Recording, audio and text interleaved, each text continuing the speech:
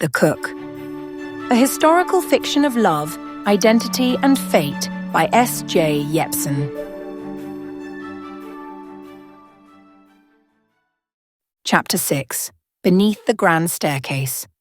Lydia's suite was larger than Kate's entire living quarters back home, the kind of space she had only ever glimpsed through bakery windows in illustrated magazines. The elegance and excess of it all felt almost overwhelming. It was bathed in golden light streaming through silk-draped windows. A chandelier hung overhead, casting a soft glow over panelled walls trimmed with gilded mouldings. Every detail whispered wealth, from the hand-carved furniture to the marble fireplace, stately even in its decorative stillness. A plush Persian rug softened Kate's every step as she moved toward the mahogany wardrobe, its brass handles polished to perfection.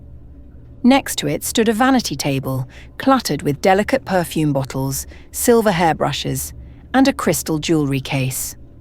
A large gold-framed mirror reflected her image, making her suddenly aware of how out of place she looked in her plain travelling coat amid such extravagance.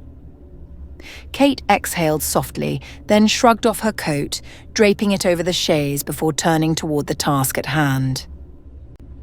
Taking a deep breath, Kate carefully unlatched the first of Lydia's heavy travel trunks, revealing an array of gowns more exquisite than anything she had ever touched.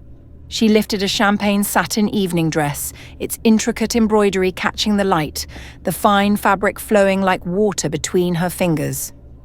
Beneath it lay a sea of silk and lace, each gown more stunning than the last. Lavender tulle, deep sapphire velvet, delicate ivory chiffon.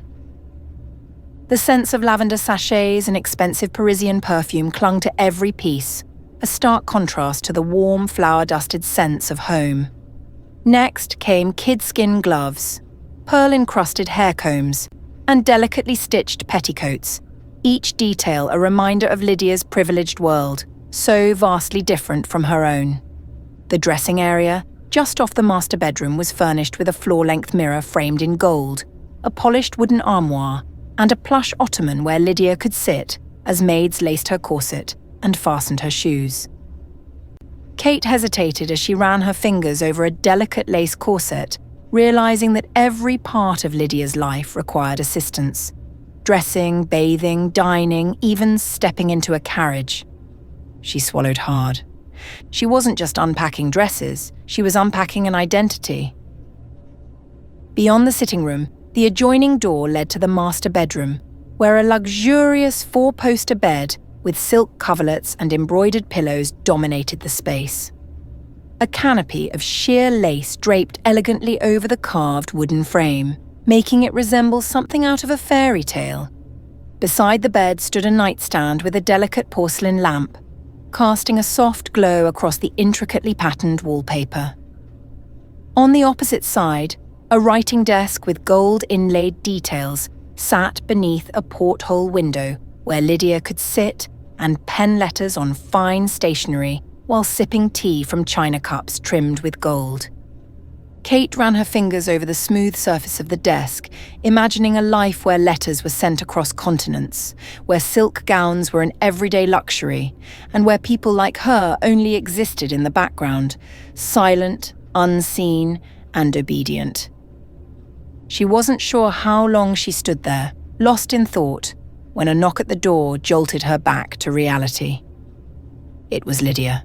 She swept into the room, a vision of effortless elegance, still dressed in her tailored travelling ensemble of deep burgundy with a wide-brimmed hat, adorned with silk ribbons.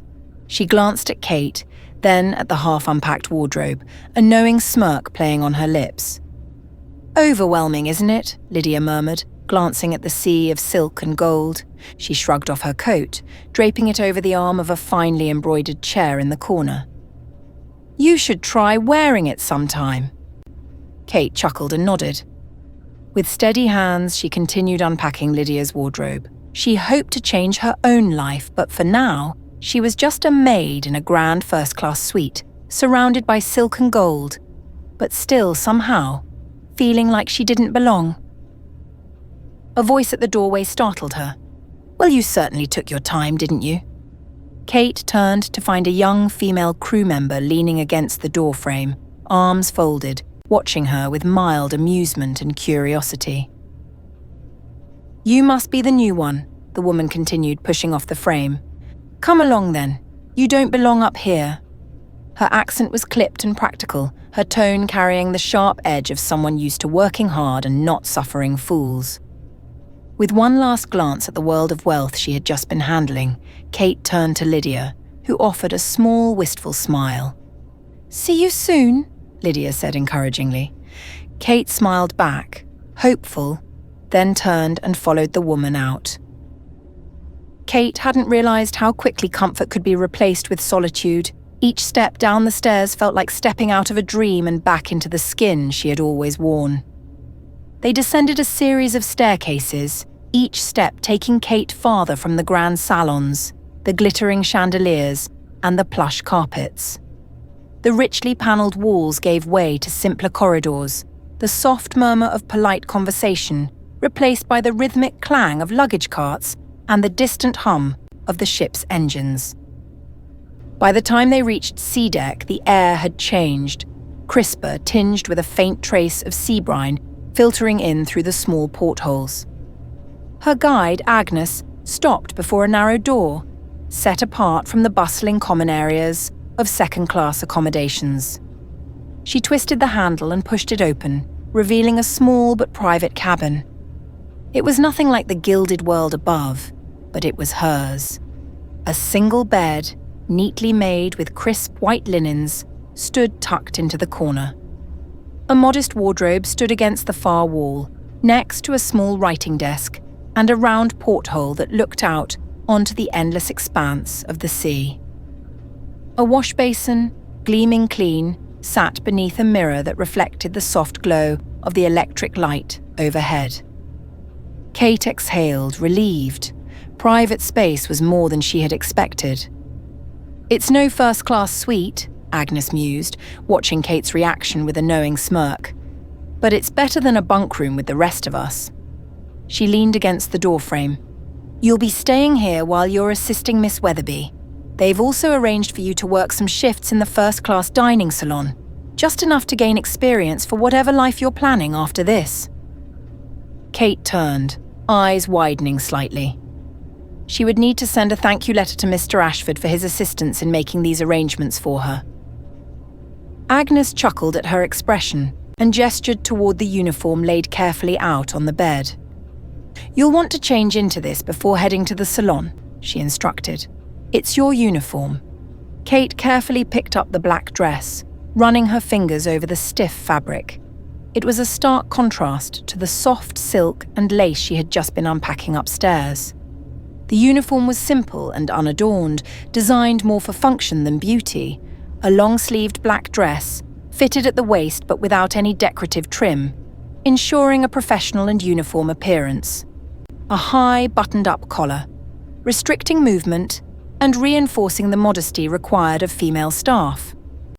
A crisp white apron tied neatly at the back, made from thick cotton, meant to withstand long hours of work and frequent washing. A small ruffled white cap, designed to sit firmly over her hair, ensuring that not a single strand was out of place. And finally, sturdy black leather shoes, practical for moving swiftly through the ship without slipping. Kate stared at the uniform, hesitating. It felt like stepping into a new life entirely. "I'd change quickly if I were you," Agnes added. "You'll need to report to the first-class dining salon soon. There's a dinner service starting, and they'll be needing hands." Kate's breath caught in her throat. She had just finished handling the silks and satins of Lydia's privileged world, and now she would be serving those same people, unseen and unimportant. She pulled on the uniform, the fabric stiff against her skin, unfamiliar and unyielding.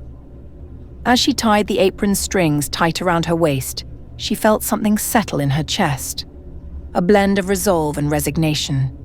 This was her place now, tucked between two worlds, belonging fully to neither. And the real work was just about to begin.